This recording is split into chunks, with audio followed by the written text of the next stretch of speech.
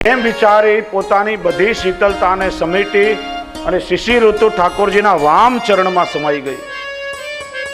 એમ પ્રભુના શ્રીઅંગમાં વર્ષા, નેત્રોમાં શરદ, દક્ષિણ ચરણમાં હેમંત અને વામ ચરણમાં શિશિર ઋતુ સમાઈ. અને જેવી શિશિર ઋતુ વિદાય થઈ અને પછી આગમન થયું ઋતુરાજ વસંતનું. और राग बराती और राग सब बराती दूल्हे राग बसोत दूल्हे राग बसोत और राग सब बहे बराती.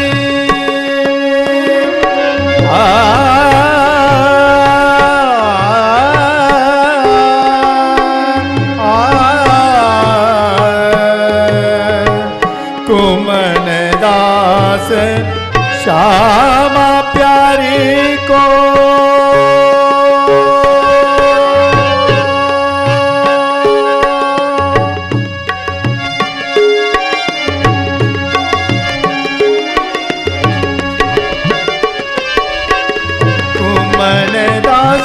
श्यामा प्यारी को मिलो है भाव तो के मिलो है भाव तो के राग बसो और राग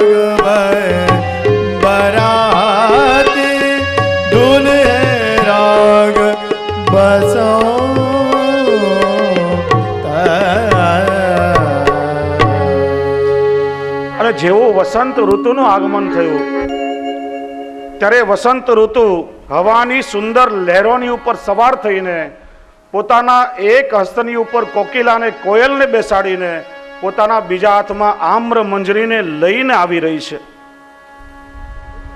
વસંત ઋતુની સવારી આવી અને જ્યારે એનું આગમન થયું ત્યારે વધાઈનું ગાન કોયલ કરે છે. જ્યારે જ્યારે વસંતનું આગમન થાય ત્યારે આમ કોયલના ટહુકાઓ શરૂ થઈ જાય છે. વસંત ઋતુએ કોયલને આદેશ આપ્યો કે હે કોકિલા, તું સુંદર ગાન કર અને બધા વ્રજવાસીઓને કહી દે કે ઋતુરાજ વસંતની સવારી આવી ચૂકી છે. અને એ વખતે પેલી કોકિલા આંબાના વૃક્ષ પર ગઈ અને સુંદર ગાન કરવાનો વિચાર કરે ત્યાં ઠાકોરજી ખેલતા ખેલતા નંદાલયમાંથી પધાર્યા. આખા વ્રજમાં વૃક્ષોમાં વસંતી રંગના સુંદર પુષ્પો ખીલ્યા છે. યશોદા મૈયા પણ વસંતી રંગની સાડી પહેરીને ઠાકોરજીને કહી રહી છે કે લાલા, अब बोलवो कब सीखेगो? अब एक बार तो अपने मुख से मैया ऐसो कह दे. मैया ઠાકોરજીને બોલતા શીખડાવે છે. કોયલ વિચારે છે કે વસંતના આગમનના સમાચાર સૌને આપું અને એમ વિચારીને કોયલ ગાન કરવા લાગી. અને પ્રભુ પણ પહેલી વાર પોતાના મુખારવિંદમાંથી મૈયા એવો શબ્દ બોલ્યા છે. પ્રભુના મુખારવિંદમાંથી જ્યારે પ્રથમ વખત મૈયા શબ્દ નીકળ્યો ત્યારે આ કોકિલાને પણ પ્રભુના મધુર શબ્દોનું શ્રવણ કરીને પોતાનું ગાન તુચ્છ લાગવા લાગ્યું. કોયલ વિચાર કરે કે આવો મારાથી મધુર કંઠ કોનો છે? કોકિલા પોતાના પંચમ સ્વરમાં ગાવા લાગી અને ઠાકોરજી જ્યારે પુનઃ મૈયા કહ્યું ત્યારે કોકિલાનું સંગીત પણ લજ્જિત લાગવા લાગ્યું. વસંતને પૂછે કે હે ઋતુરાજ, આ કોણ છે કે જેની આગળ મારું કોકિલાનું સંગીત પણ લજ્જિત થાય છે? પણ વસંતે આવીને જ્યારે પ્રભુના દર્શન કર્યા ત્યારે વસંત પણ ઠાકોરજીના સ્વરૂપમાં એટલી બધી આસક્ત થઈ ગઈ કે વિચારે કે આવા સુંદર પ્રભુને છોડીને હું ક્યાં જાઉં. અને જ્યાં સુધી એ વસંત રહી ત્યાં સુધી પ્રભુના મુખને એકી ટસે નિરખતી રહી. પણ જ્યારે વસંતને વિદા થવાનો સમય આવ્યો ત્યારે વિચારે કે પ્રભુના દર્શન તો મારે અહર્નિશ કરવા છે, આ પ્રભુને છોડીને હું ક્યાં જાઉં એમ વિચારતી હતી ત્યાં જ પ્રભુ પધાર્યા અને મંદ મંદ હાસ્ય કરવા લાગ્યા અને વસંત ઋતુ ઠાકોરજીના એ હાસ્યમાં સમાઈ ગઈ. અને વસંત જ્યારે વિદાય થઈ પછી ધીરે ધીરે ગ્રીષ્મ ઋતુનું આગમન થયું. અને ગ્રીષ્મ ઋતુનું આગમન થતા જ સૂરજ પોતાના પૂર્ણ તેજથી ધીરે ધીરે તપવા લાગ્યો. પિયા તો હી જાન દૂંગે એસી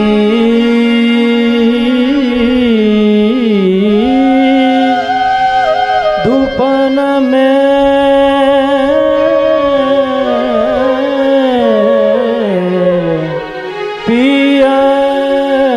तो ही जान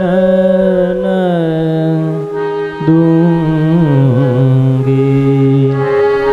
સૂર્ય તપવા લાગ્યો અને આ સંસારના બધા જ નદી નાળાઓ સરોવરો ધીરે ધીરે સુકાવા લાગ્યા, વૃક્ષો શુષ્ક થવા લાગ્યા.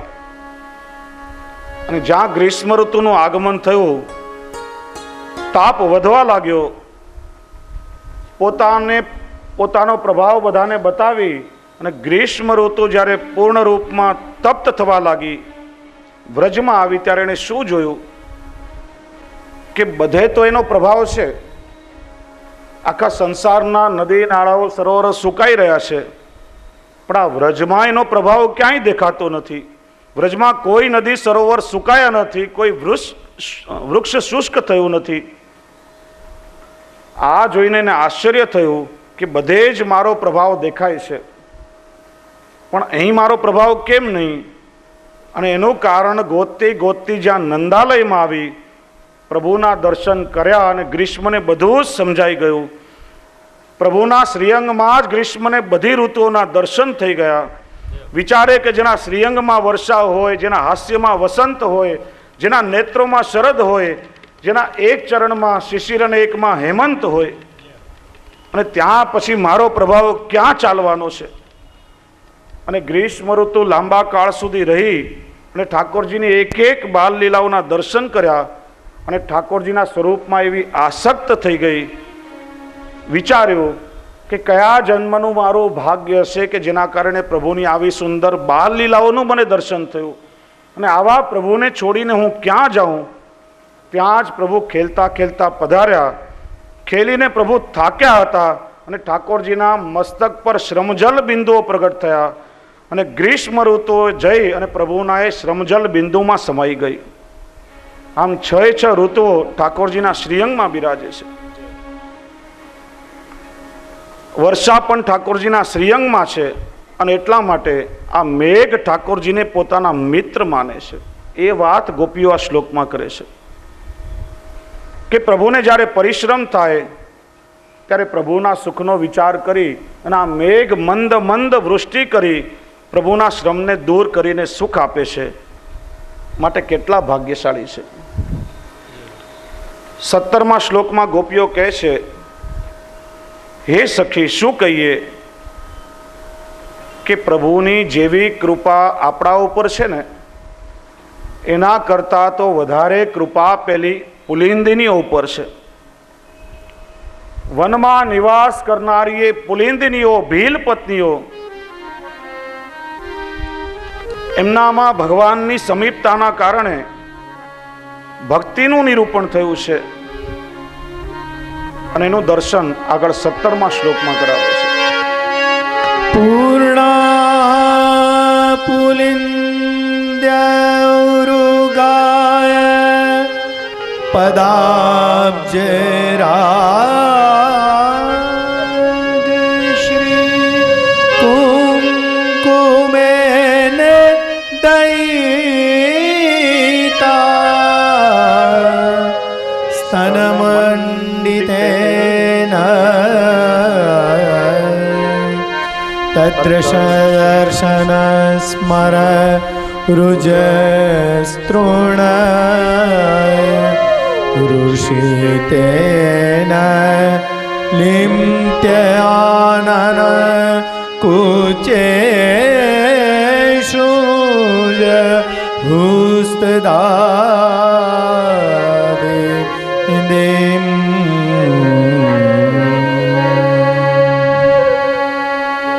ગોપીઓ એકબીજીને કહી રહી છે કે હે સખી, અમારી અપેક્ષાએ તો આ પુલિંદ પત્નીઓ કેટલી ધન્ય છે, કેટલી પૂર્ણ છે. કારણ કે પ્રથમ શ્રી કૃષ્ણની સખીઓના વક્ષસ્થળ પર મંડિત અને પછી રમણ સમયે શ્રી કૃષ્ણના યુગલ ચરણોમાં સંલગ્ન થયા પછી વૃંદાવનમાં વિચરણ કરતી વખતે શ્રી કૃષ્ણના ચરણો રૂપી ત્યાંના જે તૃણો છે એમાં જે દિવ્ય કુમકુમનું નિર્માણ સ્વયં લક્ષ્મીજીએ કર્યું હતું, એ કુમકુમ પોતાના મુખ તથા વક્ષ પર અનુલેપન કરી અને તેના દર્શનથી ઉત્પન્ન થયેલી પોતાની કામ પીડાને શાંત કરી રહી છે. આ પુલિંદ પત્નીઓ કેટલી ભાગ્યશાળી છે. ગોપીઓ કહે છે કે જે સૌભાગ્ય પ્રભુએ લક્ષ્મીજીને આપ્યું છે, કારણ કે લક્ષ્મીજી નિરંતર પ્રભુના ચરણની સેવા કરી રહી છે, એ જ પ્રભુની ચરણ સેવાનું મકરંદ આ પુલિંદ પત્નીઓને પણ મળ્યું છે. જ્યારે અનવસરના સમયમાં ઠાકોરજી શ્રી ગિરિરાજજીની કંદરામાં પધારે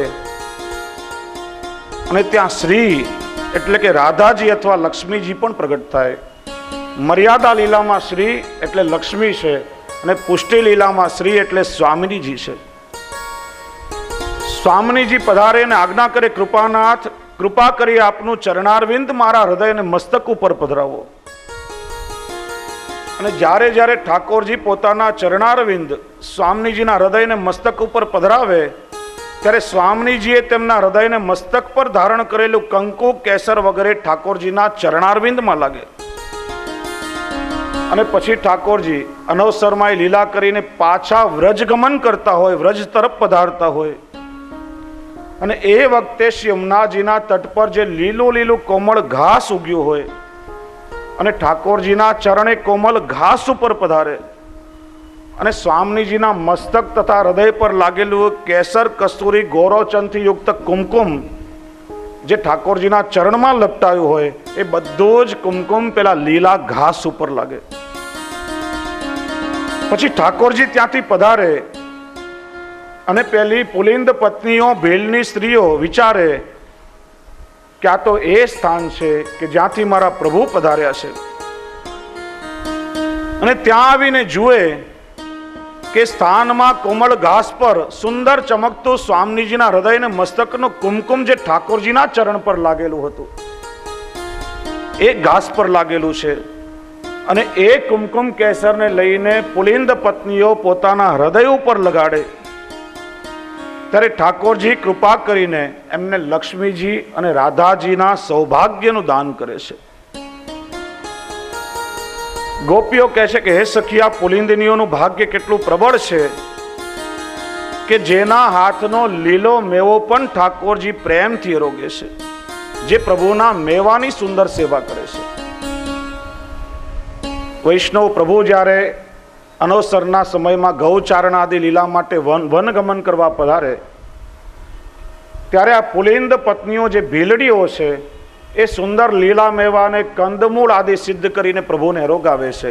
અને એ જ ભાવથી આપણે ત્યાં ઉત્થાપન ભોગમાં ઠાકોરજીને લીલા મેવા, કંદમૂળ આદિ આવે છે. એ પુલિંદીજીઓના ભાવથી છે. અને ગોપીઓ કહે છે કે જે પ્રભુની ટહેલ એમને મળી છે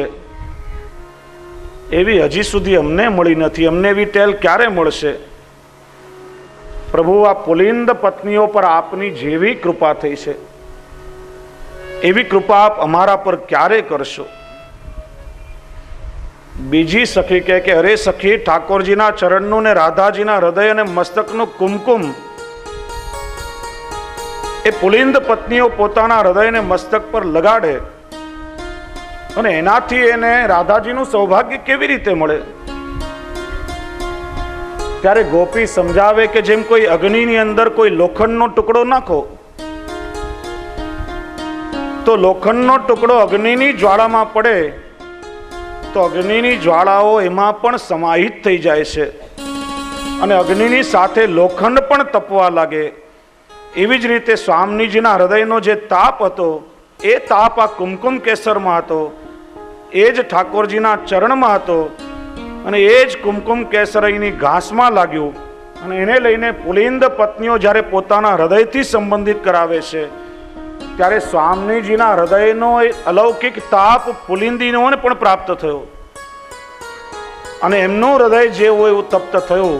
ત્યારે જઈને ઠાકોરજીની કૃપા એમને પ્રાપ્ત થઈ છે. હે સખી, મને તો લાગે છે કે અમારા કરતા ભાગ્યશાળી આ પુલિંદનીઓ છે કે જેના પર ઠાકોરજીએ આવી કૃપા કરી છે. અમે ગોપાંગનાઓ અમારી પોતાની જાતને આ પુલિંદ પત્નીઓ કરતા ઉત્તમ જાતિની માનીએ છીએ.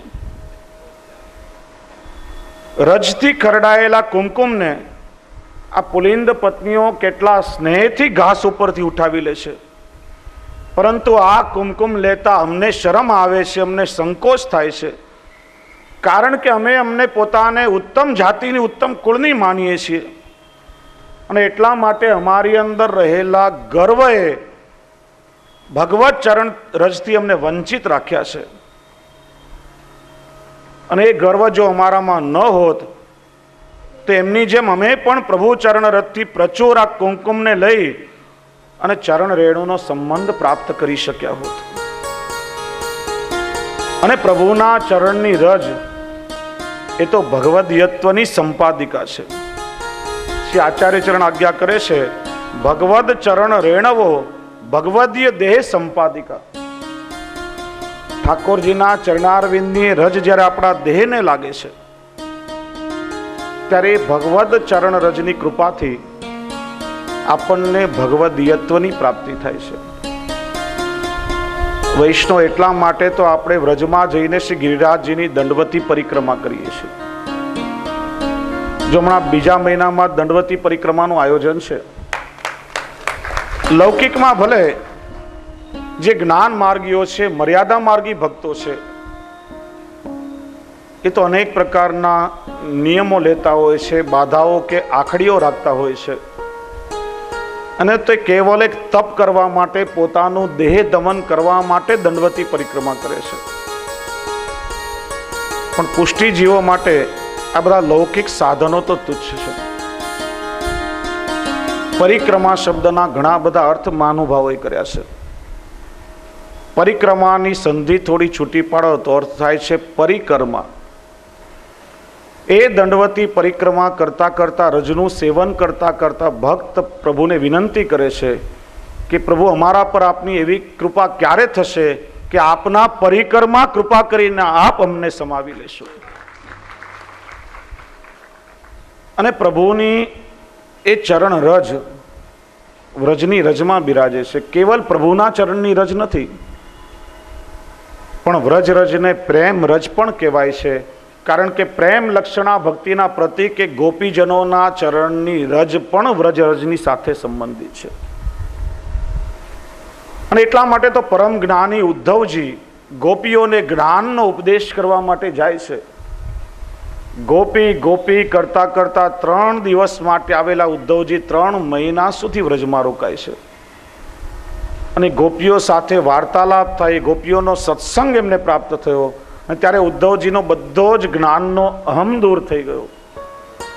અને વ્રજની રજમાં ઉદ્ધવજી આળોટે છે અને સ્તુતિ કરે છે, વંદે નંદ વ્રત શ્રીનામ પાદરેણુમ અભિક્ષ્ણસ યાસામ હરિ કથોદ્ગીતમ પુનાતિ ભુવનત્રયમ આસા મોહ ચરણ રેણુ જુસા મહસ્યામ વૃંદાવને કિમપી ગુલમલતૌષધિનામ.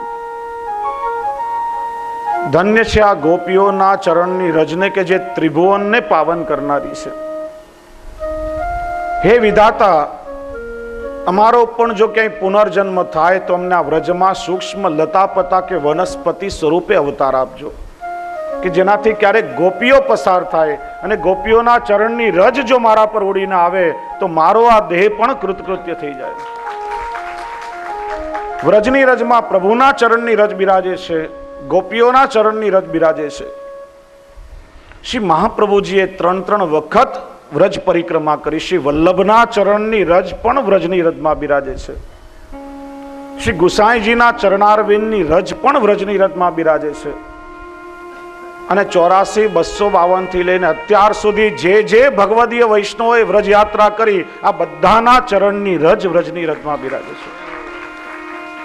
અને એ વ્રજની રજ પ્રભુ અને પ્રભુના પ્યારા ભક્તોના ચરણની રજ આપણા દેહમાં લાગે, આપણા દેહને પુલકિત કરે.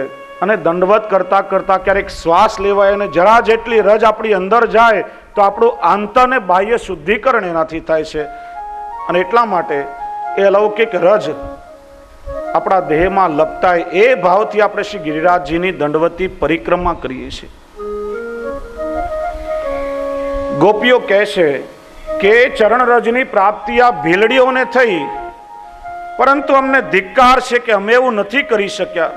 તેથી તો ભગવદીય દેહની અપ્રાપ્તિથી અમે પ્રભુની લીલાઓ માટે અયોગ્ય અને અનુપયોગી અત્યાર સુધી રહ્યા છીએ. પ્રભુને ઉપયોગી તો આ પુલિંદિનીઓ છે, કારણ કે સેવા ફલમાં કહેલા ત્રિવિધ ફળ અને અલૌકિક સામર્થ્ય, ભગવાન સાથે સ્થિતિ અને તનુનવત્વની પ્રાપ્તિ એ કેવલ ભગવત ચરણ રજ દ્વારા જ થાય છે. એટલું જ નહીં, પણ આ પુલિંદિનીઓ તો વનમાં જ નિવાસ કરે છે. અને અહીં જેમની સતત સ્થિતિ હોવાના કારણે તેમનો ભગવત ચરણ રેણુથી ઓતપ્રોતા રજ સાથેનો નિત્યનો સંબંધ છે. અને સખી આપણા ઘર બહાર તો ગોકુલમાં છે, તેથી આપણા ભાગ્યમાં રેણુ ક્યાંથી હોય? અને એટલા માટે આપણે તો સદાય એ રેણુથી વંચિત રહ્યા છીએ. આપણે તો કેવલ કાત્યાયની વ્રતના અનુષ્ઠાનથી સાધનરૂપ ફલને જ પ્રાપ્ત કરી શકીશું. પરંતુ સાધન શૂન્ય હોવા છતાં સાક્ષાત પદરજના સંબંધથી સેવા ફલની ત્રિવિધ અધિકારીની તો આ પુલિંદીની સ્ત્રીઓ જ છે. તેથી આજે એ પુલિંદીઓ પરિપૂર્ણ બની ગઈ છે. અને હે સખી, મને તો લાગે છે કે આપણા કરતા અધિક કૃપા એ તો શ્રી ગિરિરાજજીને પ્રાપ્ત થઈ છે. કારણ કે શ્રી ગિરિરાજજી તો હરિદાસ વર્ય છે અને કેટલી સુંદર ભાવથી પ્રભુની સેવા સંપન્ન કરે છે. સખી પૂછે કેવી રીતે? એનો ઉત્તર ગોપી આગળ 18મા શ્લોકમાં આપે છે.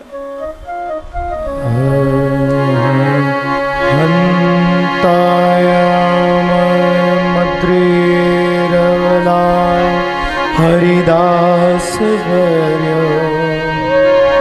યત રામ કૃષ્ણ ચરણ સ્પર્શ પ્રમોદ માનંતનોતિ સહ ગોગણયોસ્તરયોર્યત પાનીય સુયવસ કંદર કંદમૂલે. અહો વ્રજાંગનાઓ, કેટલા હર્ષની વાત છે કે આ ગોવર્ધન પ્રભુના ભક્તોમાં નિસ્સંદેહ સર્વથી શ્રેષ્ઠ છે. કારણ કે શ્રી કૃષ્ણ ને બલરામના ચરણ સ્પર્શથી આ ગિરિરાજ આનંદિત થયા છે. અને પ્રભુની સાથે પ્રભુની જે ગાયો અને ગોપો પણ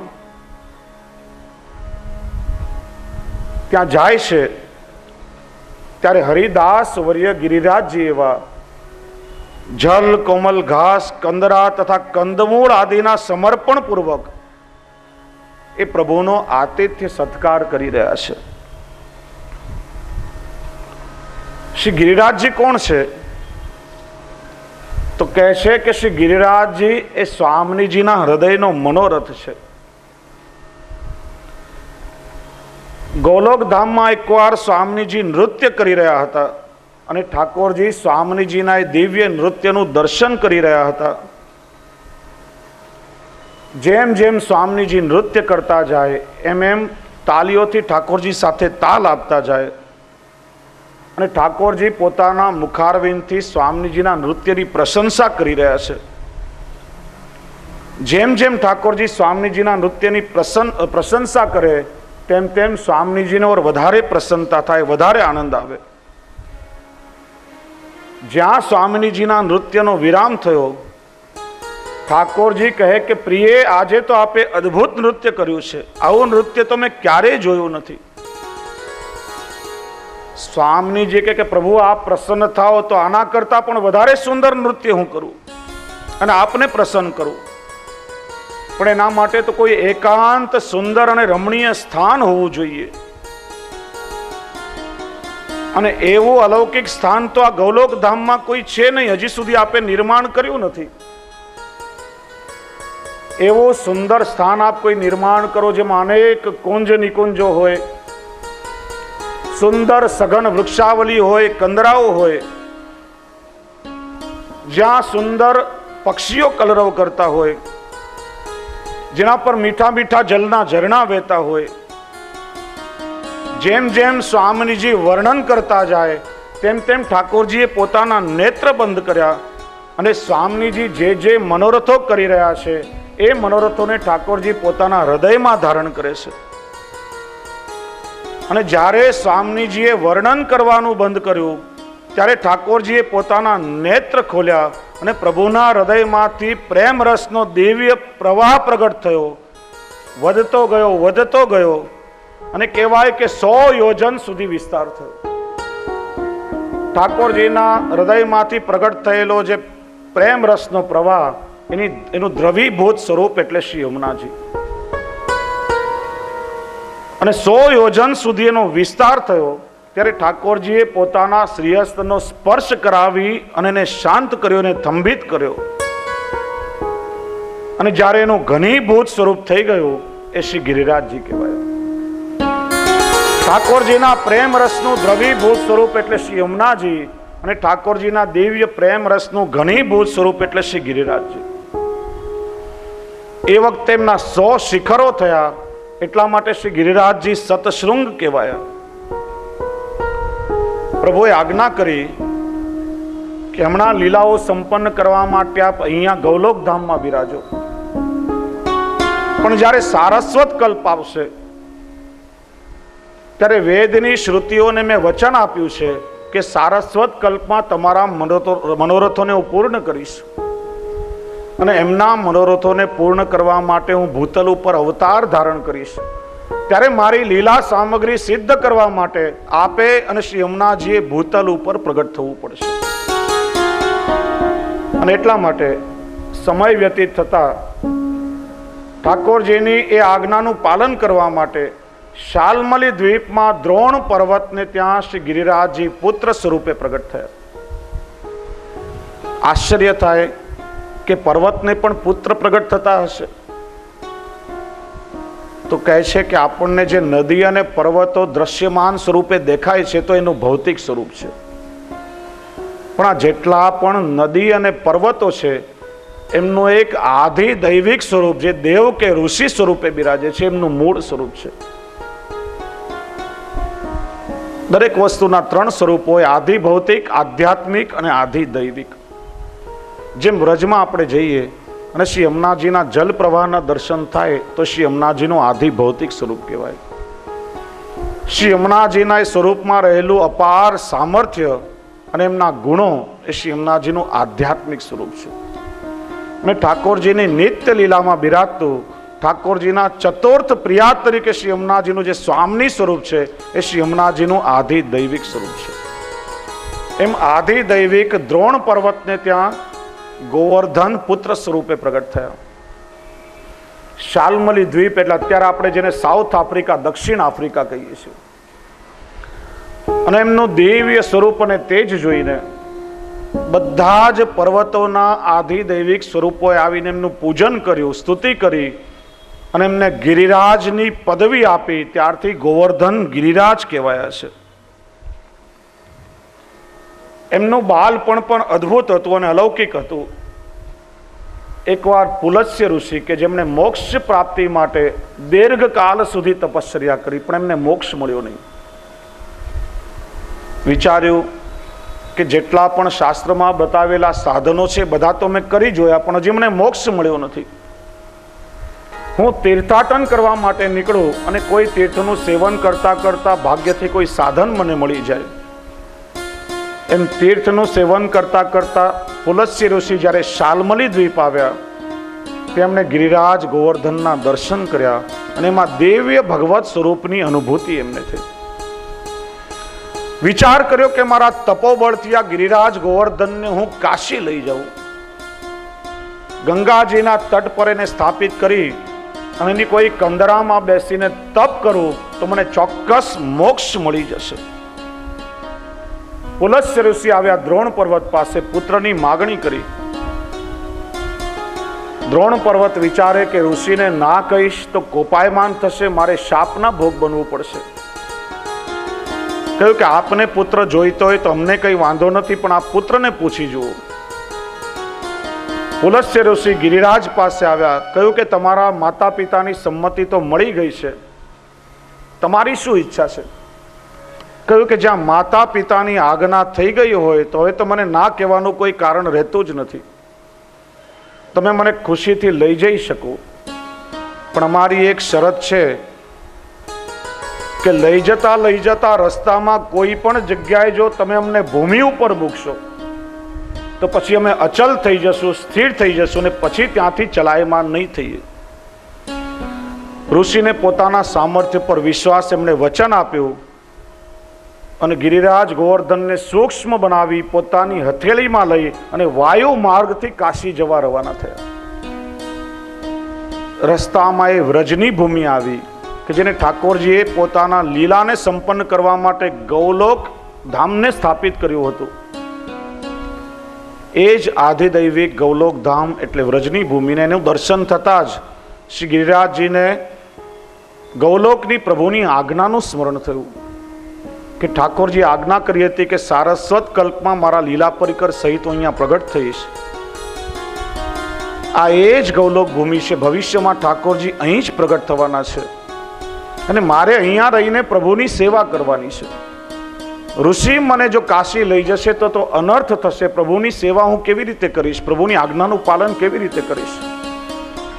એમ વિચારી ગિરિરાજ ગોવર્ધને પોતાના સામર્થ્યથી પોતાનું વજન પુષ્કળ વધાર્યું. ઋષિને થાક લાગ્યો.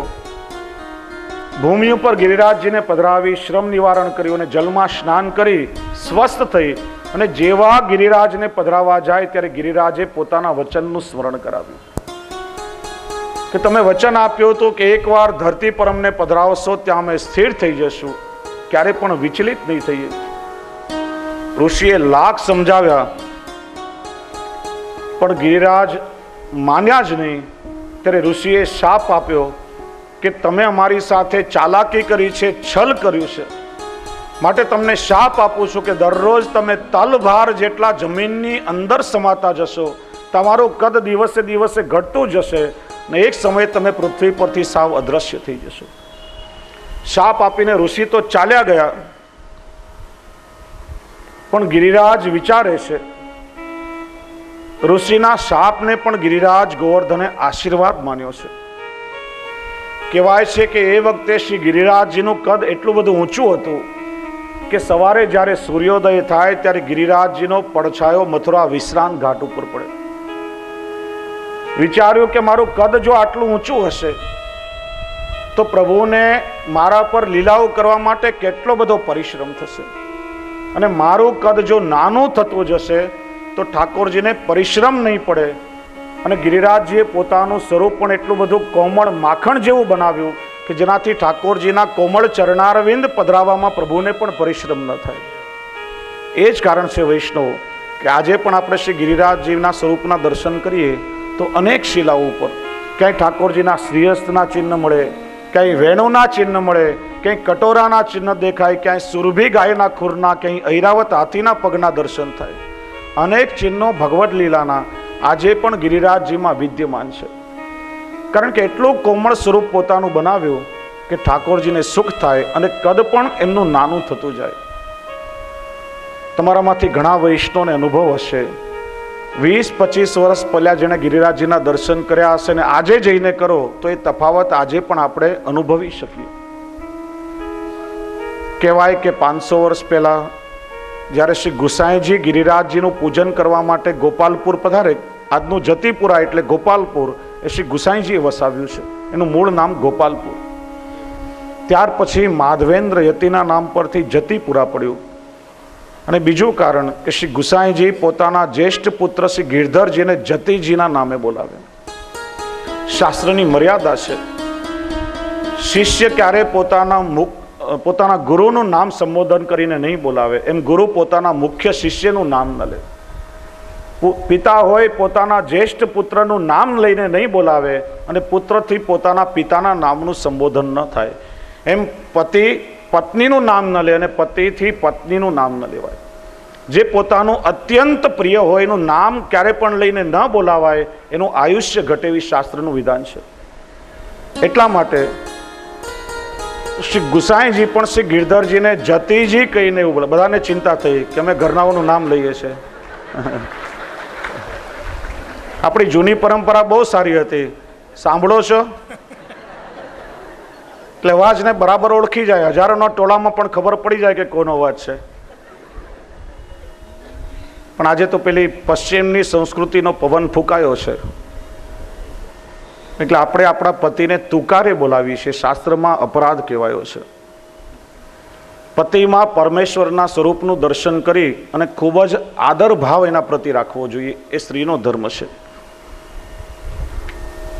તો કહેવાય કે શ્રી ગુસાઈજી જ્યારે શ્રી ગિરિરાજજીના મુખારવિંદનું પૂજન કરવા માટે પધારે, ત્યારે હાથીની અંબાડી પર બિરાજીને પૂજન કરવા માટે પધારે. એટલું ઊંચું કદ શ્રી ગિરિરાજજીનું હતું. આજે દિવસે દિવસે શ્રી ગિરિરાજજીનું કદ ઘટી રહ્યું છે. અને જ્યારે સારસ્વત કલ્પમાં ઠાકોરજી પ્રગટ થયા અને પોતાની લીલાઓનો પ્રારંભ કર્યો, ત્યારે શ્રી હરિદાસ વર્ય સ્વરૂપે શ્રી ગિરિરાજજીએ અનેક પ્રકારે ઠાકોરજીની સેવા કરી છે. હરિદાસ એટલે પ્રભુના દાસ અને વર્ય એટલે શ્રેષ્ઠ. પ્રભુના જેટલા પણ સેવકો છે બધામાં સૌથી શ્રેષ્ઠ શ્રી ગિરિરાજજી છે. અને શ્રી ગિરિરાજજી ઠાકોરજીની કેવી સુંદર સેવા કરે છે તો કહે છે, પાનીય સુયવસ કંદર કંદ મૂલઈ. પાનીય સૌથી પહેલા ઠાકોરજીની જલથી સેવા કરે છે. પોતાની કંદરાઓનો વિનિયોગ ઠાકોરજીને બિરાજવા માટે કરે છે. પ્રભુની ક્ષુધાને શાંત કરવા માટે પ્રભુને કંદમૂળ ફળ આદિ અરોગાવે છે. અને ઠાકોરજીને વિશ્રામ કરવા માટે કોમળ ઘાસનું આસન બિછાવે છે. વિવિધ પ્રકારે શ્રી ગિરિરાજજી ઠાકોરજીની સેવા કરે છે. જો આપણે ગઈકાલે શ્રવણ કર્યું હતું, જેમ ગોપીજનોએ માનો કે 16ઉપચાર પૂજન કર્યું છે, એમાં એક ખૂબ સુંદર ભાવ પ્રગટ કરાયો છે કે શ્રી ગિરિરાજજી પણ જુદી જુદી પ્રકારે ઠાકોરજીની સેવા કરે છે. જેમ ઠાકોરજીનું પદાર્પણ શ્રી ગિરિરાજજીમાં થાય ત્યારે સૌથી પહેલા પ્રભુનું આવાહન થાય, એ રીતે વૃક્ષ પર બેસેલા પક્ષીઓના સુંદર કલરો દ્વારા શ્રી ગિરિરાજજી ઠાકોરજીનું સ્વાગત કરી રહ્યા છે, આવાહન કરી રહ્યા છે. પ્રભુ જ્યારે ત્યાં પધારે ત્યારે ઠાકોરજીના ચરણારવિંદના શ્રમનું નિવારણ કરવા માટે શ્રી ગિરિરાજજીમાંથી સુંદર મજાના જલના ઝરણાઓ પ્રગટ થઈ જાય કે જેનાથી ઠાકોરજીના ચરણારવિંદનું પાદ પ્રક્ષાલન કરે. પોતાની શિલાને અત્યંત કોમળ બનાવી પ્રભુના બિરાજવા માટે શ્રી ગિરિરાજજી માનો કંદરામાં સુંદર આસન સિદ્ધ કરી આપે. ગિરિરાજજી પર ઉગેલા વૃક્ષોમાં સુંદર મજાના પુષ્પો ખીલે અને પુષ્પો વડે શ્રી ગિરિરાજજી ઠાકોરજીનું અર્ચન કરે અને સુંદર માલા સિદ્ધ કરી આપે. એ પુષ્પોની સુગંધ અને ત્યાંના ચંદનના વૃક્ષોની સુગંધ વડે માનો શ્રી ગિરિરાજજી ઠાકોરજીને ગંધ અર્પિત કરે. પ્રભુને ક્ષુધા લાગે ત્યારે વૃક્ષોના ફળોને કંદમૂળ ઠાકોરજીને અરોગવા માટે શ્રી ગિરિરાજજી અર્પણ કરે. પ્રભુને તૃષા લાગે ત્યારે શીતલ ઝરણાઓથી સુંદર મજાની જારીજી ભરીને ઠાકોરજીની સેવા કરે. ગિરિરાજજીમાં અનેક નાના મોટા ઝીણા ઝીણા આગિયાઓ ઉડતા હોય, ઘડી ઘડી ચમકે. માનો કે એના દ્વારા શ્રી ગિરિરાજજી દીપ પ્રજ્વલિત કરતા હોય. અને શ્રી ગિરિરાજજીને ઠાકોરજી માટે હૃદયમાં એટલો બધો તાપ છે કે ઠાકોરજીને પધારવામાં જરા જેટલો પણ વિલંબ થાય એ ગિરિરાજજી સહન ન કરી શકે. અને માનો કે પોતાના એ વિરહાત્મક ભાવ દ્વારા શ્રી ગિરિરાજજી ઠાકોરજીની આરતી ઉતારે છે. શ્રી ગિરિરાજજીને પ્રભુના દર્શન માટે એટલો બધો તાપ રહે કે પ્રભુની ઝાંખી કરવા માટે શ્રી ગિરિરાજજીનું હૃદય નિરંતર તપતું રહે. અને વિરહ શાંત કેવી રીતે થાય? તો કહે છે કે વિરહ કેવલ સ્નેહ દ્વારા જ શાંત થઈ શકે છે. અને એટલા માટે તો ગિરિરાજ બાવાના હૃદયમાં રહેલા એ તાપને દૂર કરવા માટે, એ તાપને શાંત કરવા માટે સ્નેહના પ્રતીક એવા દૂધથી ગિરિરાજજીનો અભિષેક થાય છે. ઘણા લોકો પૂછે કે ગિરિરાજજીને દૂધથી અભિષેક શા માટે થાય? કારણ કે દૂધ એ સ્નેહનું પ્રતીક છે અને તાપનું નિવારણ કેવલ સ્નેહ દ્વારા જ થાય. એટલા માટે સ્નેહરૂપી દૂધથી શ્રી ગિરિરાજજીનો અભિષેક થાય છે. ગિરિરાજજીનું એક સ્વરૂપ ગાયનું છે. જેમ ગાય પોષણ કરવા વાળી છે, એમ ભક્તોનું પોષણ કરવા વાળા શ્રી ગિરિરાજજી છે. જેમ ગાયના 4 આંચળ હોય, એમ શ્રી ગિરિરાજજી કે મારી પાસે પણ પ્રભુનું નામ, રૂપ, લીલા અને ધામ એમ 4 સાધનો છે. અને ગિરિરાજજીનું એક સ્વરૂપ ગાયનું છે, એટલા માટે તો શ્રી ગિરિરાજજીને પૂંછડી પણ છે. શ્રી ગિરિરાજજીનું બીજું સ્વરૂપ સિંહનું છે. ક્યારેક કૃપા કરે તો શ્રી ગિરિરાજજી સિંહ સ્વરૂપે પણ દર્શન આપે છે. એનું કારણ શ્રી ગિરિરાજ બાવાના સ્વરૂપમાં આખી જ ગૌલોકની લીલાઓ પ્રગટ થયેલી છે. અને આ ગૌલોકમાં તો કેવલ ઠાકોરજીના જે લીલા સંબંધી અધિકારી જીવો હોય એને જ પ્રવેશ મળે છે. અનઅધિકારી જીવોને ક્યારે પણ ગૌલોકની લીલામાં પ્રવેશ મળતો નથી.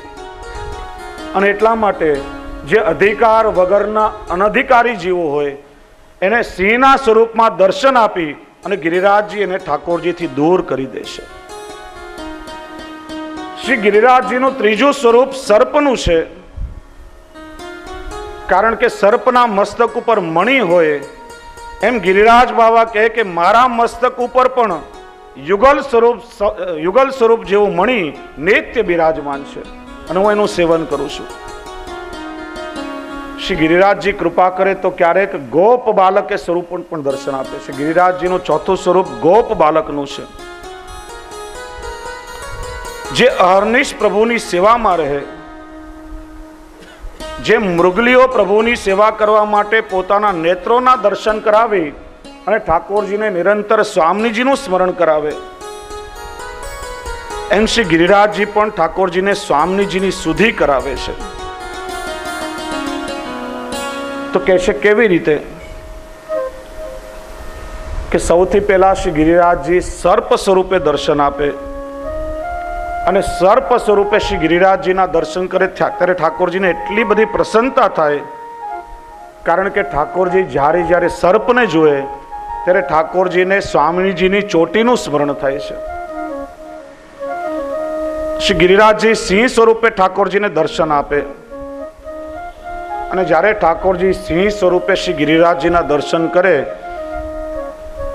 ત્યારે સિંહની કોમલ કટી અને સિંહની ચાલ જોઈને ઠાકોરજીને સ્વામીજીની કટી અને ચાલનું સ્મરણ થાય છે. આમ અનેક પ્રકારે શ્રી ગિરિરાજજી ઠાકોરજીની સેવા કરે છે. આ શ્લોકનું નિરૂપણ કરનારા ગોપીજનો શ્રી મહાપ્રભુજી આજ્ઞા કરે છે કે નિર્ગુણ છે. તેઓ કહે છે કે હે અબળાઓ, જો કોઈ શંકા કરે કે જેમનું આગળના શ્લોકમાં વર્ણન કર્યું એ પુલિંદિનીઓને પૂર્ણતા કેવી રીતે પ્રાપ્ત થઈ, તો એનો ઉત્તર આપે છે કે પુલિંદિનીઓને જે પૂર્ણતા પ્રાપ્ત થઈ એ આ ગિરિરાજજી રૂપી ભગવત ભક્તના સંગથી પ્રાપ્ત થઈ છે. પ્રભુની ભક્તિ કેવી રીતે પ્રાપ્ત થાય? તો કે ભગવદીઓનો સત્સંગ જ્યારે આપણને પ્રાપ્ત થાય ત્યારે એમના દ્વારા જ આપણું અંતઃકરણ નિર્મળ થાય છે અને પ્રભુની ભક્તિ પ્રાપ્ત થાય છે. આ ગોવર્ધન ઠાકોરજીના પરમ ભક્ત છે અને વનવાસિની પુલિંદિનીઓ એકમાત્ર આશ્રય આ ગિરિરાજજીનો કરે છે. અને આ ગિરિરાજજીઓ ભગવદીઓમાં શ્રેષ્ઠ છે. આ ભગવદીયની પ્રેરણાથી પુલિંદીઓ પ્રભુના માટે કંદમૂળ આદિ લઈને જાય છે. સત્સંગ વગર તો આવો વિવેક મળવો દુર્લભ છે. વૈષ્ણવમાં વિવેક કેવી રીતે આવે? તો ગોસ્વામીજી પણ રામચરિતમાં કહે છે કે બિનો સત્સંગ વિવેક ન હોય. જે શ્રી આચાર્ય ચરણ વિવેક ધૈર્યાશ્રયમાં પ્રથમ 9 પ્રકારના વિવેકનું દર્શન કરાવે છે, એ વિવેક વૈષ્ણવમાં કેવી રીતે આવે? તો કે જ્યારે ભગવદીઓનો સંગ પ્રાપ્ત થાય અને સાચા સત્સંગ વડે જ વિવેકને કેળવી શકે છે. અને શ્રી ગિરિરાજજીના સત્સંગનું પરિણામ એ આવ્યું કે કંદમૂળ શોધવા ફરતા ફરતા આ પુલિંદીઓને વનમાં તૃણ મિશ્રિત જે પ્રભુના ચરણારવિંદથી સંબંધિત કુમકુમ છે એની પ્રાપ્તિ થઈ છે. આ બધું ગિરિરાજજીના સત્સંગથી સિદ્ધ થયું. અલી સખીઓ, આપણા માટે કેટલી ખેદની વાત છે કે આપણે સૌ શ્રી ગિરિરાજજીનો સત્સંગ સાધવામાં તદ્દન અસમર્થ રહ્યા. જો આપણે પણ આપણા ઘર-બાર છોડીને પુલિંદીઓની જેમ અહીં વૃંદાવનમાં જ ગોવર્ધનની સમીપ નિવાસ કરી એમના સાનિધ્યમાં રહેતા હોત તો આપણી આ પીડાનું પણ શમન થઈ જાત. પરંતુ આપણે અબળાઓ છીએ. આપણી અસમર્થતાથી આપણે એવું કરી શકતા નથી. હરિદાસ વર્ય ગિરિરાજ એ ભગવદીઓમાં શ્રેષ્ઠ છે અને ભગવદીય સૃષ્ટિનું રત્ન છે. અને એટલા માટે જ એ ગિરિરાજજીનું વર્ણન આ ગોપીઓ કરી રહી છે. ગોપીઓ આગળ કહે છે માનમ તનોતી. ભગવદીય શ્રેષ્ઠા ગોવર્ધન પરમ સાત્વિક જ નહીં પરંતુ ગુણાતીત છે કે જેમણે પોતાના સર્વસ્વનો વિનિયોગ શ્રી હરિના ચરણોમાં કરી દીધો છે. આ ગોવર્ધન શ્રી કૃષ્ણને બલરામ ગાયો અને ગોપમંડલી સહિત જ્યારે અહીંયા પધારે ત્યારે વિવિધ પ્રકારે એમનો સત્કાર કરી રહ્યા છે. શ્લોકમાં વર્ણન છે કે 4 પ્રકારે પ્રભુનો સત્કાર કરે છે: જલ દ્વારા, ઘાસ દ્વારા, કંદરા દ્વારા અને કંદમૂળ દ્વારા. અને એટલા માટે જ કહેવાય છે કે આપણે ત્યાં કોઈ અતિથિ આવે, આપણે ત્યાં કોઈ મહેમાન આવે, અનાયાસે આપણે ત્યાં કોઈ વૈષ્ણવ આવે તો વૈષ્ણવોએ વૈષ્ણવનો સત્કાર કેવી રીતે કરવો જોઈએ? વૈષ્ણવનું લક્ષણ શું છે? કોઈ પણ દિવસ અનાયાસે આવેલો વૈષ્ણવ આપણે ત્યાંથી ભૂખ્યો ન જાય, સ્વાગત વગર ન જાય. 4 પ્રકારે સ્વાગત કરવું જોઈએ. શ્રી હરિરાય ચરણ વલ્લભ સાખીમાં બહુ સુંદર સમજાવે છે કે ઘર આવે વૈષ્ણવ જબી દીજે 4 રતન, આસન, જલ, વાણી મધુર और યથાશક્તિ સોઅન્ન. જ્યારે કોઈ વૈષ્ણવ ઘરે આવે તો સૌથી પહેલા બેસવા માટે આપણે એને આસન આપીએ. પછી ઠાકોરજી જે જારીજીનું જલ ઓરોગ્યા હોય, જારીજીના જલથી એનું સ્વાગત કરીએ. આપણા પર કૃપા વિચારીને પ્રસાદી જલ ગ્રહણ કરી લેતો તો આપણું અહોભાગ્ય. નહીં તો ઓછામાં ઓછું શું કહેશે કે ભાઈ હું બહાર જલ નથી પીતો, પણ જલ પૂછવામાં આપણને શું વાંધો? વાણી મધુર, મધુર વાણીથી વૈષ્ણવનું સ્વાગત કરો કે આજે મારું અહોભાગ્ય કે મારા ઘરે આજે કૃપા કરીને ભગવદી વૈષ્ણવ પધાર્યા છે. ચોક્કસ આજે ઠાકોરજી મારી સેવાથી પ્રસન્ન થયા છે. અને પછી ઠાકોરજી જે કંઈ પણ આરોગ્યા હોય એ ઠાકોરજીના મહાપ્રસાદ દ્વારા વૈષ્ણવનું સમાધાન કરવું. આ 4 પ્રકારે વૈષ્ણવનું સ્વાગત થાય. घर आवे वैष्णव जब ही दीजे 4 रतन, आसन जल मधुर वाणी यथाशक्ति सोअन. श्री वल्लभ यथाशक्ति सोअन. હરિજન આવ્યા આંગણે હસી હસી નાવે શીશ उनके मन की वे जाने मेरे मन जगदीश श्री वल्लभ मेरे मन जगदीश। અને વૈષ્ણવ જ્યારે આપણા ઘરે આવે ત્યારે વૈષ્ણવનું સ્વાગત કેવી રીતે કરવું, સુંદર મજાનું ધોળ છે, બધા સાથે મળીને ગાશો. વૈષ્ણવ ઉભા થશો નહીં, ખાલી 15 મિનિટમાં જ વિરામ થશે. સાથે મળીને બધા વૈષ્ણવ આપણે ગાન કરશું. એ આજે વૈષ્ણવ પધાર્યા મારે આંગણે રે લો, આજે વૈષ્ણવ પધાર્યા મારે આંગણે રે લો, ભાવથી કરું સન્માન જો વૈષ્ણવ પધાર્યા મારે આંગણે રે લો, ભાવથી કરું સન્માન જો વૈષ્ણવ પધાર્યા મારે આંગણે રે લો, અરે આજે વૈષ્ણવ પધાર મારે આંગણે રે લો, વૈષ્ણવ પધાર્યા મારે આંગણે રે લો.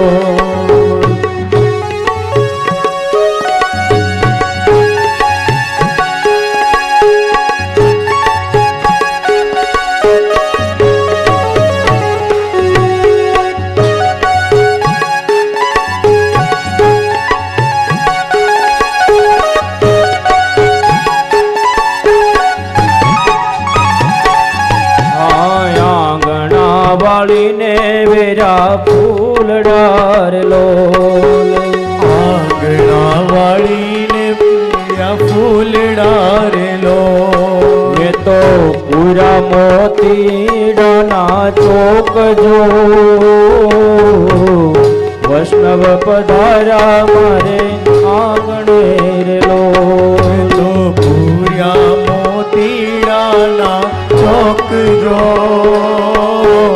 વૈષ્ણવ પધાર્યા મારે આંગણે, હોજી રે આજે વૈષ્ણવ પધાર્યા મારે આંગણે રે લો, વૈષ્ણવ પધાર્યા મારે આંગણે રે લો.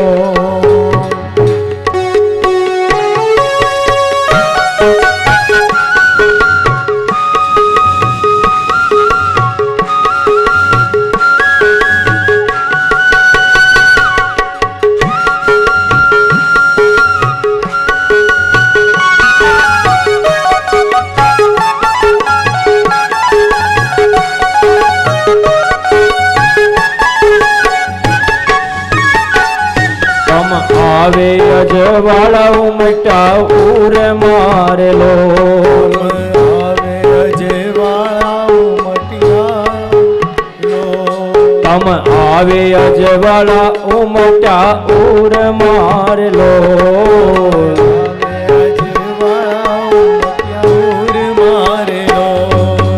વૈષ્ણવ કૃપાથી જય જય થાય જો વૈષ્ણવ પધાર્યા મારે આંગણે રે લો, વૈષ્ણવ કૃપાથી જય જય જય હો વૈષ્ણવ પધાર્યા મારે આંગણે, હોજી આજે વૈષ્ણવ પધાર્યા મારે આંગણે રે લો, વૈષ્ણવ પધાર્યા મારે આંગણે રે લો.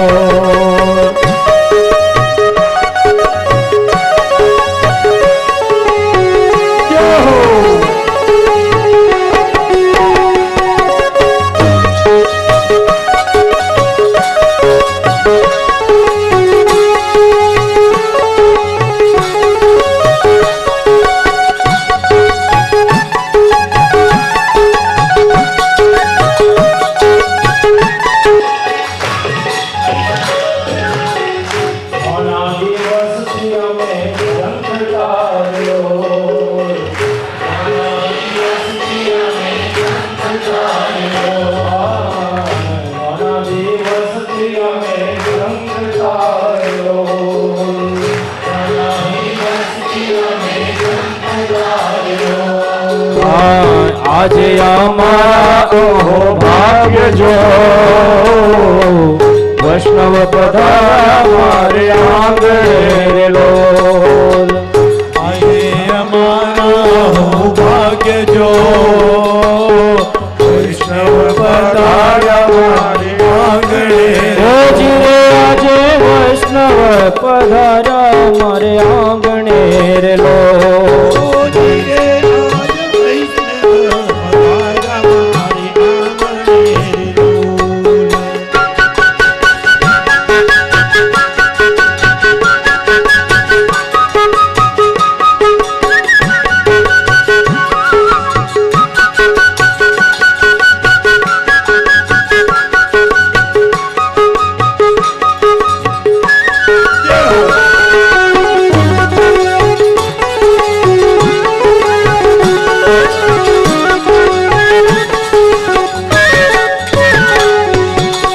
સત્સંગમાં આનંદ ઉમટોળલો.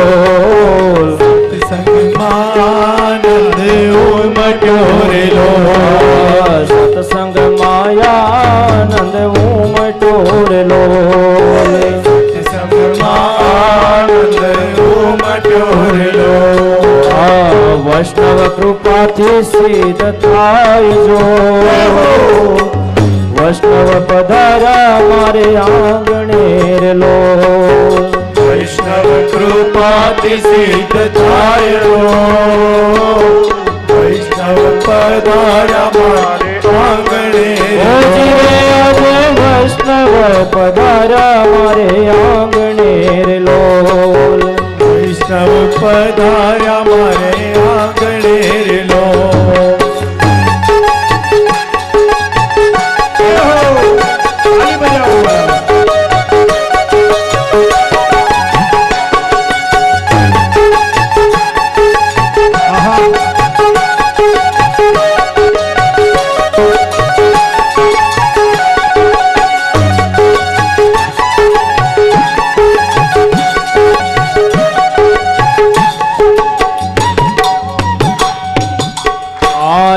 માધવદાસની વિનતી રે લોલ. માધવદાસની વિનતી રે લોલ. માધવદાસની વિનતી રે લોલ. આપો શ્રી વ્રજમાં વાસ જો વૈષ્ણવ પધાર્યા મારે આંગણે રે લોલ. આપો શ્રી વ્રજમાં વાસ જો વૈષ્ણવ પધાર્યા મારે આંગણે રો.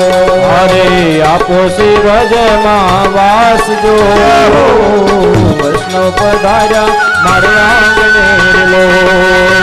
આપો શ્રી વ્રજમાં વાસ જો વૈષ્ણવ પધાર્યા મારે આંગણે રો.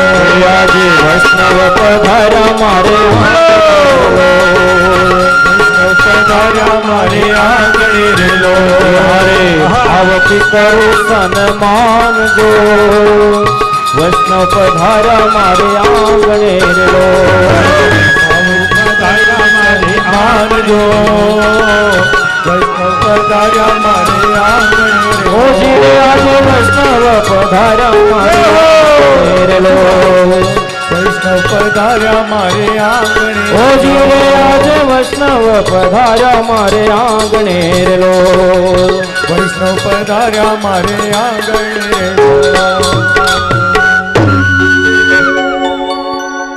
ગોપીઓ કહે છે કે આ ગિરિરાજ ગોવર્ધન હરિદાસ વર્ય છે, કેવલ પ્રભુની સેવા કરતા નથી પણ પ્રભુની સાથે એમના ગોપ બાલકોની, સખાઓની ને ગાયોની પણ સેવા ગિરિરાજ કરે છે.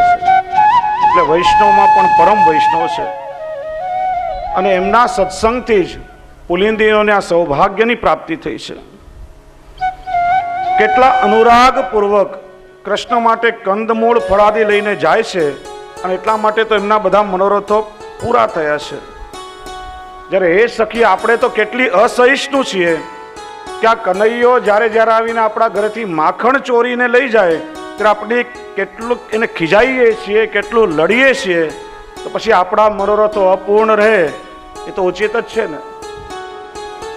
ખરેખર આ પુલિંદીઓના મનોરથ પૂરા થયા એ બધું શ્રી હરિદાસ વર્ય શ્રી ગિરિરાજ ગોવર્ધનના સત્સંગનું જ ફળ છે.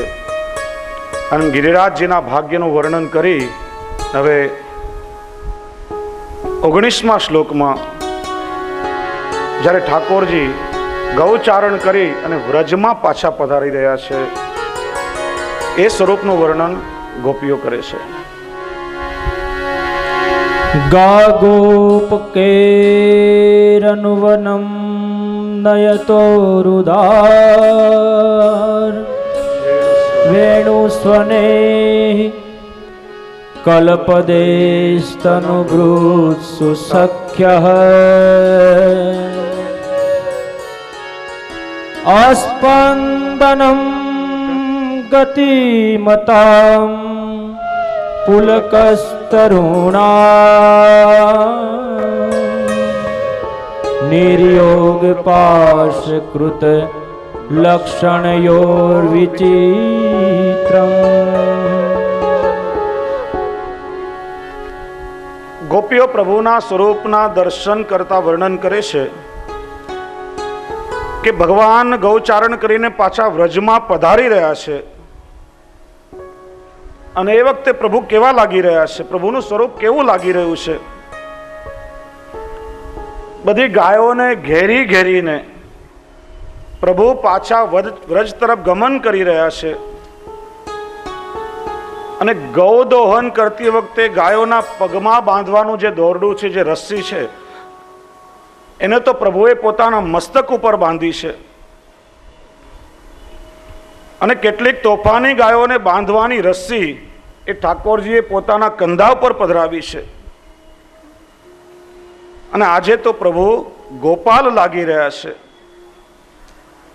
અને એ વખતે પ્રભુ સુંદર વિચિત્ર વેણુના નાદ કરે છે અને પ્રભુએ ચરણારવિંદમાં જે નૂપુર ધારણ કર્યા છે એમાંથી છમ છમ છમ જે મધુર ધ્વનિ થઈ રહ્યો છે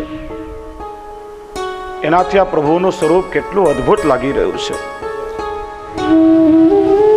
ગાયોના ધણની મધ્યમાં પ્રભુના સ્વરૂપની શોભા ખૂબ જ મનોહર લાગી રહી છે.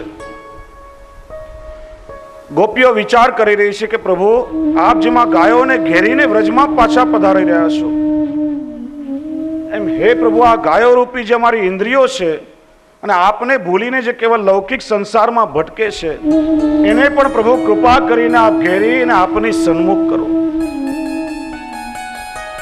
ભગવાન પધારી રહ્યા છે ત્યારે આપના નૂપુરના સુંદર રણકાટ એનું શ્રવણ કરીને અમને એવું લાગે છે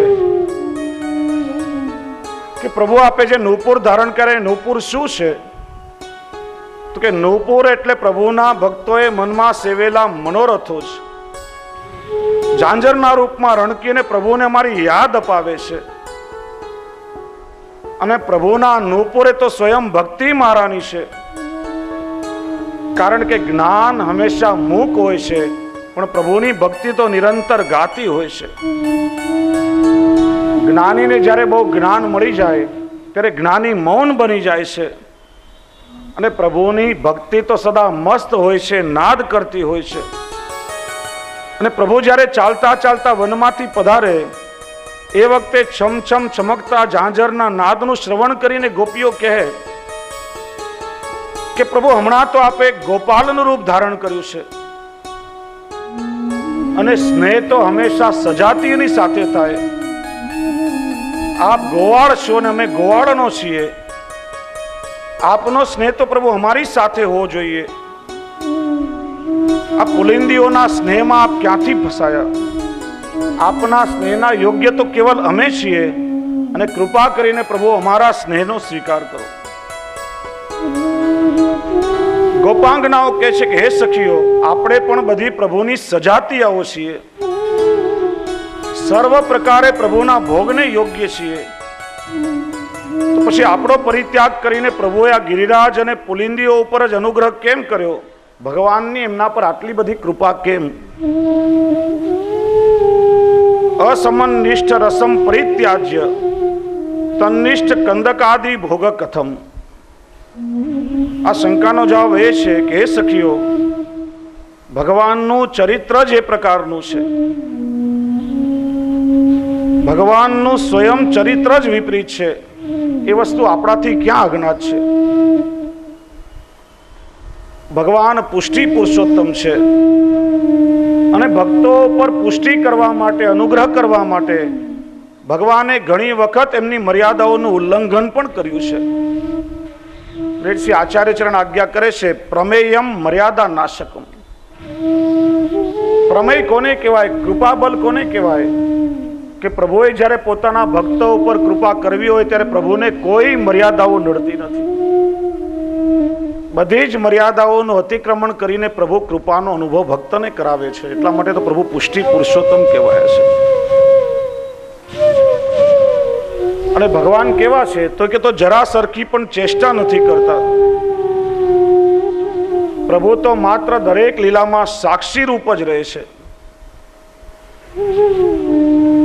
એ પોતે કશું નથી કરતા, પણ પ્રભુની ઉપસ્થિતિ માત્રથી અઘટિત ઘટનાઓ પણ ઘટી જાય છે. એમના દર્શન માત્રથી ગતિ સ્થિર થઈ જાય, ચેતન જડ થઈ જાય, જડ હોય સચેતન બની જાય. એટલું જ નહીં, પણ અમે જે ભગવાન માટે સદા ભોગ્યા છીએ એ ભગવાન માટે અયોગ્ય બની ગયા, અને અયોગ્ય પુલિંદીઓ એ પ્રભુને યોગ્ય બની ગઈ. ભગવત ચરિત્રની આ વિપરીતતા માટે ગોપીજનો 3 કારણો પ્રસ્તુત કરે છે, એના 3 હેતુઓ બતાવે છે. એક તો ગોપ સખાઓને ગાયોનું એક વનમાંથી બીજા વનમાં જવું. બીજું કારણ છે ભગવાનનો વેણુ રવ. અને ત્રીજું કારણ બતાવ્યું કલપદ. અહીં કલપદનો અર્થ છે કે વેણુનિષ્ઠ અવ્યક્ત મધુર સ્વર. અને બીજો અર્થ શ્રી મહાપ્રભુજી કરે છે કે પ્રભુના નુપુરોની અવ્યક્ત મધુર ધ્વનિ, એને જ કલપદના અર્થથી અભિપ્રેત કર્યો છે. અને આ 3 કારણોથી ભગવત ચરિત્ર માત્રમાં વિપરીતતાનું સંપાદન થાય છે. ગોપ સખાઓ સહિત ભગવાન ગાયોને ચરાવતા એક વનમાંથી બીજા વનમાં લઈ જાય. આમ જ્યાં જ્યાં ગાય અને ગોપ જાય છે ત્યાં ત્યાં તેમના સંબંધથી સમસ્ત વનમાં શુદ્ધિ અને ધર્મનો આવિર્ભાવ થાય છે. ગાયો એ શુદ્ધિ રૂપ છે અને ગોપો એ ધર્મ રૂપ છે. શ્રી આચાર્ય ચરણ સુબોધનીજીમાં આજ્ઞા કરે છે, એ તદીય શુદ્ધિ ધર્મસ્ય તત્ર ગચ્છત. આમ ગાયો અને ગોપોના સંબંધથી બધા વનોમાં શુદ્ધિ અને ધર્મનો સંચાર થઈ ગયો. વૃક્ષોનો જળ સ્વભાવ એની અશુદ્ધિ છે, અને અશુદ્ધિની નિવૃત્તિ થતાં જ તેમને ભગવાનના રસાત્મક સ્વરૂપનું જ્ઞાન થયું. પરિણામે વૃક્ષો રોમાંચિત થઈ ગયા. વળી ભગવાનની સાથે એક વનમાંથી બીજા વનમાં ગમન કરતી ગાયો કહે છે કે જેમણે કૃષ્ણમુખ નિર્ગત વેણુગીતના સુધાપાનથી પોતાના પશુત્વની નિવૃત્તિ થઈ. અર્થાત એ ગાયો પોતાના પશુઓનો સ્વભાવ ભૂલી ગઈ. એ રસરૂપ ફળની ગાયોને પ્રાપ્તિ થઈ હતી. આગળ વર્ણન કરે છે કલપદય કે જે નાદ મધુર હોય. આપણે ક્યાંય ચાલતા હોઈએ અને ચાલતા ચાલતા અચાનક કોઈ મધુર સ્વર આપણા કાનમાં આવે તો એ સ્વરને સાંભળવા માટે આપણે પણ ત્યાં રોકાઈ જઈએ છીએ. મધુર નાદને સાંભળવા માટે ચાલતી વ્યક્તિ પણ અટકી જાય છે. એ તો બહુ સામાન્ય વાત છે. હવે જો વેણુનિષ્ઠ અવ્યક્ત મધુર સ્વરોને, કલપદોને સાંભળવા માટે ગતિશીલ પ્રાણીઓની ગતિ પણ અટકી જાય તો એમાં શું આશ્ચર્ય છે? ગોપીઓ વર્ણન કરે છે કે સંધ્યા વ્યતીત થઈ રહી છે. હવે ગૌદોહનનો સમય આવ્યો છે અને ગૌદોહન કરવા માટે ભગવાન ઉપસ્થિત થતા ભગવત ચરણોની અવ્યક્ત મધુર ધ્વનિ સાંભળવા માટે, એને ગ્રહણ કરવા માટે ગાય, ગોપ, ગોપીજન બધા જ ત્યાંના ત્યાં સ્થિર થઈ ગયા છે. પ્રભુના ચરણના નુપુરનો મધુર નાદ શ્રવણ કરવામાં વિક્ષેપ ન આવે એ માટે આ બધાએ પોતાનું હલનચલન રોકી દીધું છે. કારણ કે પ્રભુ દૂરથી પધારી રહ્યા હતા. અસ્પષ્ટ નાદ હજી એમને સંભળાયો છે. ગાયો ગોપો બધા વિચાર કરે છે કે અમે જો ચાલશું તો અમારા પગના અવાજથી પ્રભુનો એ વેણુનાદ શ્રવણ કરવામાં, પ્રભુના નૂપુરનો મધુર નાદ શ્રવણ કરવામાં અમને પણ વિક્ષેપ થશે. અને એટલા માટે પોતાના ચરણની ગતિ રોકી દીધી. એટલે પ્રભુના નૂપુરના ધ્વનિનો નાદ એમને સ્પષ્ટ સંભળાવા લાગ્યો. તે ગાય ગોપ અને ગોપીજનોએ ગ્રહણ કર્યો અને ધન્ય બની. અહીં સુધીના 13 શ્લોકો એ બરહાપીડમનો અનુવાદ હતા. અને આગળ છેલ્લા 20મા શ્લોકમાં હવે વ્રજાંગનાઓની દશાનું વર્ણન કરે છે. એતર વિધા ભગવતો યા વૃંદાવન ચારિણ વર્ણયંત્યો મિથો ગોપ્ય ક્રીડાસ્તન મયતામ યપુ. एवं विधा भगवतो या वृन्दावनचारिण वर्ण्यन्त्यो मिथो गोप्य क्रीडास्तनमयतां ययुः. સુખદેવજી કહે છે કે હે વૃંદાવન વિહારી, ભગવાનની આ પ્રકારની લીલાઓનું પરસ્પર વર્ણન કરતા કરતા વ્રજાંગનાઓ તન્મય દશાને પ્રાપ્ત થતા ભગવદ લીલા સ્વરૂપમય બની ગયા છે. આગળ આપણે જોયું કે જે નિરંતર પ્રભુનું સ્મરણ કરે છે, સ્મરણ કરતા કરતા પણ એ પ્રભુના અલૌકિક સ્વરૂપને પ્રાપ્ત કરે છે. અત્યાર સુધી આ ગોપીજનોએ 13 શ્લોકોમાં પ્રભુના દેવ્ય સ્વરૂપ અને લીલાઓનું ચિંતન કર્યું છે. અને પ્રભુની લીલાઓનું ચિંતન કરતા કરતા એટલા બધા તન્મય બની ગયા કે સ્વયં ભગવદ લીલા સ્વરૂપમય બની ગયા છે. શ્રી આચાર્ય ચરણ આજ્ઞા કરે છે કે ઠાકોરજીની તો અનંત લીલાઓ છે, નિત્ય નવતન લીલા છે, પણ અનેક લીલાઓમાંથી કેવલ એક લીલાનું જ કથન અહીંયા થયું છે. અવતાર દશામાં તો મર્યાદાની સીમામાં રહીને ભગવાને લીલા કરવી પડે અને એટલા માટે ભગવાનની આ લીલાઓ પરિમિત હોય છે. પરંતુ વૃંદાવન વિહારી સ્વેચ્છા પ્રમાણે ગતિ કરવાવાળા અને એટલા માટે પ્રમેય રૂપ હરિની લીલામાં મર્યાદાની ક્યારેય કોઈ સીમા નથી હોતી. એમની લીલાઓ અસંખ્ય છે. એવી રીતે આ ગોપીજનો પરસ્પર એકબીજા ભગવદ લીલાનું સંકીર્તન કરતા કરતા સ્વયં ભગવદ લીલા રૂપ બની ગયા છે. પ્રભુની લીલાઓમાં તન્મય અને ક્રીડામય બની ગયા છે. આસક્તિ બ્રહ્મ ન્યાયે જાગ્રત, સ્વપ્ન તથા સુષુપ્તિ આ ત્રણેય અવસ્થાઓમાં ભગવત ક્રીડાનું દર્શન તથા ચિંતન કરવાથી ગોપીજનો સ્વયં ભગવદ રૂપ બની ગયા છે. જેમ કહેવાય કે પ્રિયતમના વિરહમાં જેમ પ્રિયતમાને દુનિયાના બધા પદાર્થોમાં કેવલ પોતાના પ્રિયતમનું દર્શન થાય છે, એમાં ગોપીજનો પણ બધા જ પદાર્થોમાં ભગવદ લીલા રસનો જ અનુભવ કરતા રહ્યા. પ્રભુ પ્રત્યેની આસક્તિ રૂપ રસરૂપ સમુદ્રના આવર્તનોના વમળોમાં જે જીવ નિમગ્ન થાય છે અને કહેવાય છે કે જીવ ક્યારે પણ મુક્ત થઈને બહાર આવી શકતો નથી. અહીં ખાસ એ સમજવાનું કે આ ગોપીઓને કોઈ પણ પ્રકારનો મિથ્યા ભ્રમ થયો નથી. કોઈ મિથ્યા ભ્રમમાં ગોપીઓ પડ્યા નથી, પણ ભગવાન પ્રત્યેની જે એમની અનંત આસક્તિ છે અને આસક્તિના ભ્રમરૂપ વમળોમાં છે, ગોપાંગનાઓને ખ્યાલ જ નથી રહ્યો કે અમે વ્રજમાં છીએ કે વૃંદાવનમાં, અમે ઘરની અંદર છીએ કે ઘરની બહાર, અને અત્યારે રાત છે કે દિવસ છે. અને ગોપીઓની આ ભ્રાંતિ એ કેવલ વિરહ સુલભ જ હતી. અને એટલા માટે જ કહેવાય કે આ જ આસક્તિ રૂપ ભ્રમ છે. કૃષ્ણની લીલાઓનું ગાન કરવાનો પ્રારંભ તો ગોપીજનોએ કર્યો. વિચાર કર્યો હતો કે કૃષ્ણની લીલાનું યથાર્થ ગાન કરીએ, પણ આ ગોપીઓની એવી દશા થઈ છે કે જેમ એક મીઠાની ગાંગડી વિચાર કરે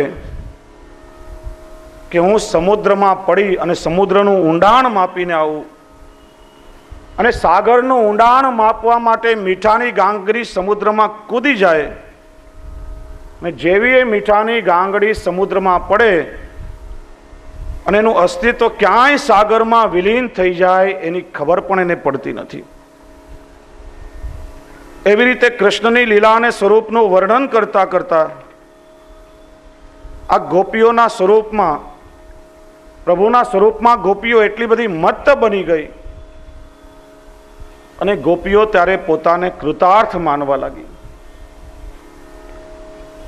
વૈષ્ણવ શ્રીમદ ભાગવતજીમાં પૂર્વના 5 અધ્યાયથી લઈને 11મા અધ્યાય સુધીનું 7 અધ્યાયોનું પ્રમાણ પ્રકરણ છે. તેમાં ગોપ અને ગોપીજનોના પ્રેમ નિરોધનું નિરૂપણ શ્રી આચાર્ય ચરણે કર્યું છે. 12 થી 18મા અધ્યાય સુધીનું પ્રમેય પ્રકરણ છે. તેમાં રૂપ, આસક્તિ અને નિરોધનું નિરૂપણ છે. અને આ વેણુ ગીતમાં પંચ પર્વાત્મક અવિદ્યાની નિવૃત્તિ ઠાકોરજીએ કરી છે. અને પંચ પર્વ અવિદ્યાની નિવૃત્તિ પૂર્વક ગોપાંગનાઓને ભગવત પ્રાપ્તિ થઈ છે. અને ગોપાંગનાઓ દ્રઢ આસક્તિની પ્રાપ્તિથી કૃતકૃત્ય થઈ ગયા છે. આ વેણુ ગીતમાં જે પ્રકારે એમણે સ્તુતિ કરી, જોશી મહાપ્રભુજી સમજાવે છે કે પૂતના એ અવિદ્યારૂપી હતી અને ભગવાને પૂતનાનો ઉદ્ધાર કરીને અવિદ્યા તો દૂર કરી, પણ અવિદ્યાની સુગંધ ક્યાંય ક્યાંય રહી ગઈ હતી. અને જુદી જુદી લીલાઓ દ્વારા પ્રભુએ અવિદ્યાની સુગંધને પણ દૂર કરી છે. અને એમ અવિદ્યાની નિવૃત્તિપૂર્વક આ ગોપાંગનાઓને ભગવત પ્રાપ્તિ થઈ છે. અને એટલા માટે આ વેણુ ગીતનું શ્રવણ કરી અને ઠાકોરજીને હું પણ એ જ વિનંતી કરું કે પ્રભુ, આ જે વૈષ્ણવ વેણુ ગીતનું શ્રવણ કરી રહ્યા છે, આ દરેક વૈષ્ણવ પર આપની એવી કૃપા ઉતરે કે જ્યારે જ્યારે પણ આપનો વેણુનાદ થાય ત્યારે એનું શ્રવણ કરીને આ વૈષ્ણવને આપતા સુધી પહોંચવામાં કોઈ રોકી ના શકે. જય હો, જય હો. અને ભાગતા ભાગતા આ વૈષ્ણવ આપના ચરણો સુધી પહોંચી શકીએ એવું સામર્થ્ય પ્રભુ કૃપા કરીને આ બધા વૈષ્ણવને આપો. અને પ્રભુને એ વિનંતી કરીએ કે આ વેણુનું ગાન કરતા કરતા આપણે સૌ પણ ઠાકોરજીના વેણુમય બની જઈએ. અને આગળ જેમ ચર્ચા કરી તેમ પ્રભુને આપણે વિનંતી કરીએ કે હે શ્યામ, તારી બંસી થઈને બજવું છે જગ મારે. શ્યામ, તારી બંસી થઈને બજવું છે જગ મારે, પણ સુર છેડવા કેવા અને ક્યારે એ જોવાનું તારે. પ્રભુ, અમને બંસી બનાવીને બજાવો, પણ અમારે સ્વયં પોતાની મેળે નથી વાગવું. ક્યારે ને કેવા સુરો અમારામાંથી છેડવા પ્રભુએ તમારે જ નક્કી કરવાનું છે. પ્રભુ, આ જગતમાં આપની બંસી બનીને અમે વાગવા તો માગીએ છીએ, પણ આપને જ્યારે જેવો સૂર પૂરવો હોય એવો અમને નિમિત્ત બનાવી અને આપ અમારા પર કૃપા કરો. એટલે જ વૈષ્ણવ ઠાકોરજીને વિનંતી કરું કે આ 4 દિવસોમાં શ્રી દ્વારકાધીશ પ્રભુએ, શ્રી વલ્લભ પ્રભુએ મને નિમિત્ત બનાવીને જેમ વેણુના માધ્યમથી વ્રજભક્તોને અધરસુધાનું દાન કર્યું, એ જ પ્રકારે ઠાકોરજીએ મને નિમિત્ત બનાવીને પોતાના સ્વજનોને જે પોતાની લીલાનું દાન કરવા પ્રભુએ ઈચ્છા કરી, એનું જ દાન કેવલ હું કરી શક્યો છું. મારું કોઈ સામર્થ્ય નથી કે પ્રભુની આ લીલાઓનું વર્ણન કરી શકું. અને એટલા માટે જે કંઈ પણ આપને ઉત્તમ લાગ્યું હોય એ શ્રી વલ્લભની વાણી છે, ઠાકોરજીની કૃપાનું દાન છે. મારું આમાંથી કંઈ નથી. મેં તો કેવલ માધ્યમ બનીને આપના સુધી એને પહોંચાડવાનો પ્રયત્ન માત્ર કર્યો છે. દાખલા તરીકે તમારા ઘરમાં કોઈ મની ઓર્ડર આવે તો મની ઓર્ડર આપવા વાળો તમને સારો લાગે કે મોકલવા વાળો સારો લાગે? આપણે વખાણ કોના કરીએ? કોણ તમને ગમે? આપવા વાળો તો ટપાલી વાહક માત્ર છે, પણ જેને મની ઓર્ડર મોકલાવ્યો હોય ને આપણને સારો લાગે. એમ ઠાકોરજીએ કૃપા કરીને આ મની ઓર્ડર મારા માધ્યમથી તમારા સુધી પહોંચાડ્યો છે. અને એટલા માટે જે કંઈ પણ શ્રવણ કર્યું છે એને આપણે આપણા જીવનમાં ઉતારવાનો પ્રયત્ન કરીએ. બસ ઠાકોરજીને એ જ વિનંતી કરું કે ગોપીજનોના ભાવની એક અણુ માત્ર પણ જો આપણને પ્રાપ્ત થઈ જાય તો પણ આપણે કૃતકૃત્ય બની જઈએ. અને જો ઠાકોરજીની કેટલી કૃપા છે. આપણને ઘણીવાર એવું લાગે કે લૌકિકમાં કંઈક આપણે ખોઈ રહ્યા છીએ, પણ ઠાકોરજી કૃપા કરી અને આપણું અલૌકિક પણ સિદ્ધ કરતા હોય છે. આજે જો કેટલી માત્રામાં પુરુષો અહીંયા બેઠા છે, મને બહુ આનંદ છે. ભાઈઓને જ્યારે જોઉં ને, કારણ કે એમને ઘણા બધા લૌકિક કાર્યો હોય, વેપાર ધંધો બધું હોય. ઘણા લોકોને એવું લાગતું હશે કે આજે ભારત બંધ છે ને એટલે ઘણું બધું આર્થિક નુકસાન થયું. કદાચ એ થોડું બહુ ભૌતિક નુકસાન તમે સહન કર્યો છે, પણ આ ભારત બંધને કારણે કેટલું બધું અલૌકિક તમે અહીંયા પ્રાપ્ત કર્યું. આજે જો કારખાના દુકાનો ચાલુ હોત તો આ અલૌકિક રસથી વંચિત રહી ગયા હોત. ઠાકોરજી કોઈને કોઈ પ્રકારે પોતાના જીવો પર કૃપા કરે જ છે. અને પુનઃ ઠાકોરજીને વિનંતી કરું કે પ્રભુ આપ કૃપા કરીને પોતાના ચરણારવિંદમાં અમને સ્થિર કરો, આપના ચરણનો આશ્રય દ્રઢ કરો. અમારી રતિ મતિ ગતિ અને કૃતિ નિરંતર આપના ચરણોમાં રહે. બસ એટલું કહી અને મારી વાણી શ્રી વલ્લભ પ્રભુને ઠાકોરજીના યુગલ ચરણોમાં સમર્પિત કરું. બોલીએ શ્રી દ્વારિકાધીશ કી જય, શ્રી વલ્લભાધીશ કી જય, આજ કે આનંદ કી જય, શ્રી ભાગવત ભગવાન કી જય.